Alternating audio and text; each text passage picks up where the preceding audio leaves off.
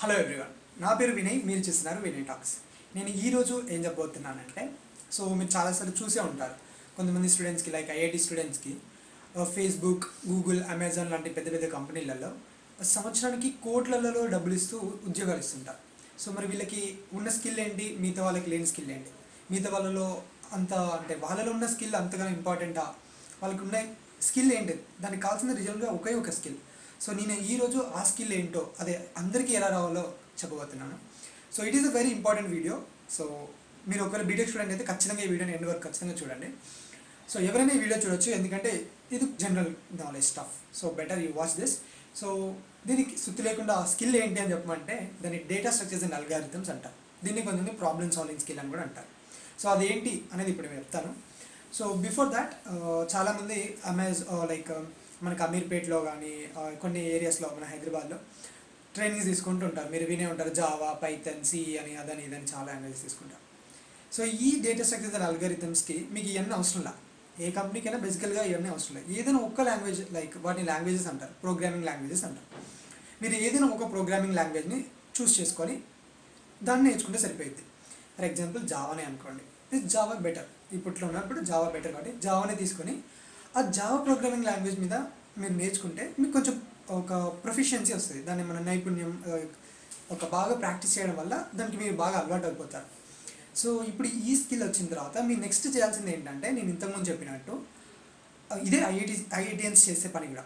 ఒక లాంగ్వేజ్ తీసుకుంటారు, ఆ లాంగ్వేజ్ నేర్చుకున్న తర్వాత వాళ్ళు దాంతో వెంటనే మళ్ళీ పైథాన్ అని, సి అని వేరే లాంగ్వేజ్కి వెళ్ళరు. వాళ్ళు దీని తర్వాత వెంటనే data structures and algorithms start చేస్తారు. దీన్నే ప్రాబ్లమ్ సాల్వింగ్ అన్నాను కదా. ఇది స్టార్ట్ చేస్తారు. ఇది స్టార్ట్ చేయడం అంటే దీన్ని ప్రాక్టీస్ చేస్తారు. దీన్ని ఎలా ప్రాక్టీస్ చేస్తారంటే, కొన్ని వెబ్సైట్స్ ఉంటాయి. CodeChef, Codeforces, HackerRank, HackerEarth అని కొన్ని వెబ్సైట్స్ ఉంటాయి. హ్యాక్ అనగానే ఏదో హ్యాకింగ్ ఏమి ఉండదు దాంట్లో. జస్ట్ కొన్ని ప్రాబ్లమ్స్ ఉంటాయి, మనం ప్రాబ్లమ్స్ సాల్వ్ చేయాలి. కొన్ని టెస్ట్ కేసెస్ లాగా ఉంటాయి, అవి సాల్వ్ చేయాలంతే. దాన్నే ప్రాబ్లమ్ సాల్వింగ్ అంటారు.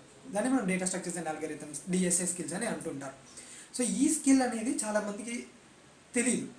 ఈ అమీర్పేటలలో కోచింగ్ తీసుకునే వాళ్ళకైతే అసలు ఇలాంటి ఒక కొన్ని వెబ్సైట్స్ ఉన్నాయి, దీంట్లో ప్రాబ్లమ్ సాల్వ్ చేయాలనే విషయం కూడా తెలియదు. వాళ్ళు ఏం లేరు, వెళ్తారు కోచింగ్ సెంటర్కి వెళ్తారు, ఒకటి కాకపోతే ఇంకోటి కాకపోతే ఇంకోటి అని .NET అని అదని ఏదైనా ట్రైనింగ్లు తీసుకోవడం అంతే. ఇలా కాకుండా వీళ్ళలో స్కిల్ లేదా అంటే, వాళ్ళలో ఉన్న స్కిల్ లేదా వీళ్ళలో ఉందా, అట్లా డిఫరెన్షియేట్ చేయాలి అంటే మాత్రం అక్కడ ఉన్న వాళ్ళకి ఇక్కడ లేని వాళ్ళకి డిఫరెన్స్ అంటే, అక్కడ వాళ్ళకి బాగా చెప్పే వాళ్ళు ఉన్నారనమాట. వాళ్ళకి నాలెడ్జ్ ఇలా చేయండి అలా చేయండి గైడెన్స్ ఇచ్చే వాళ్ళు ఉన్నారు.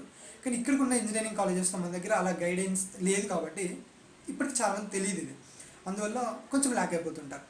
నేను ఈ వీడియోలో మన దగ్గర లోకల్ కాలేజ్లో ఇంజనీరింగ్ చేస్తున్న వాళ్ళకి, వాళ్ళకి ఇంట్రెస్ట్ ఉన్న వాళ్ళకి, సాఫ్ట్వేర్ ఇంజనీరింగ్లో ఆల్రెడీ వర్క్ చేస్తున్న వాళ్ళ కోసం ఈ వీడియో చేస్తున్నాను.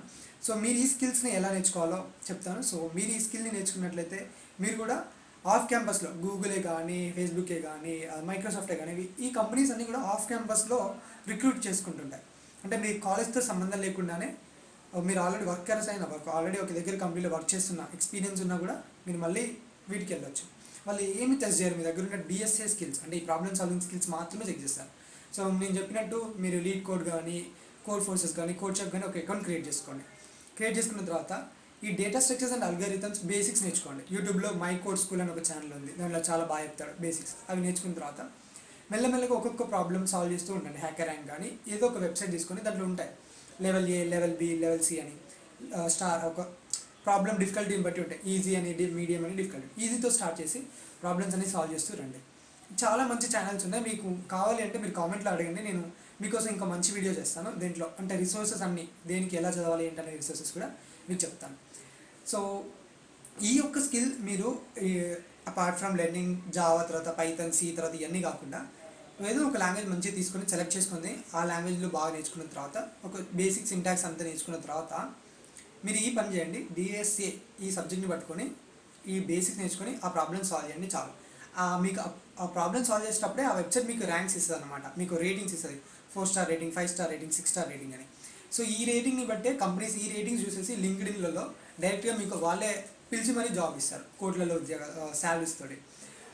అది ఈరోజు నేను చెప్పాలనుకున్న డేటా స్ట్రక్చర్స్ అండ్ అల్గారిథమ్స్. దీనికి కాలేజ్ ట్యాగ్తో సంబంధం లేదు. మీరు ఏ కాలేజ్ నుంచి వచ్చినా సరే you can still get it. కాలేజ్తో సంబంధం లేకుండా ఈ స్కిల్తోని మీరు మీకు నచ్చిన కంపెనీ, మీ డ్రీమ్ కంపెనీస్లో జాబ్ తెచ్చుకోవచ్చు. దీనికి ఇంకా ఎటువంటి టైం లైన్ ఏం లేదు. అంటే మీకు బీటెక్లోనే చేయాలని లేదు, మీరు ఆల్రెడీ వర్క్ చేసే ఫస్ట్ ఇయర్లోనే చేయాలని లేదు. మీరు 5 years తర్వాతైనా 10 years తర్వాతైనా ఈ స్కిల్ నేర్చుకున్నట్లయితే, మీకు ఈ స్కిల్ ఉన్నట్లయితే మీకు ఆ కంపెనీలు పిలిచి మరి అంత మంచి శాలరీస్తో జాబ్స్ ఇస్తుంటాయి. సో ఇలాంటి మరిన్ని వీడియోస్ కోసం మీ ఛానల్ని ఖచ్చితంగా సబ్స్క్రైబ్ చేసుకోండి. మీకు ఎటువంటి క్వశ్చన్స్ ఉన్నా కింద కామెంట్లో చెప్పండి. మీరు ఎలాంటి ఫీడ్బ్యాక్ ఇవ్వనా కింద కామెంట్ సెక్షన్ యూస్ చేసుకోండి. Thank you so much for watching this video.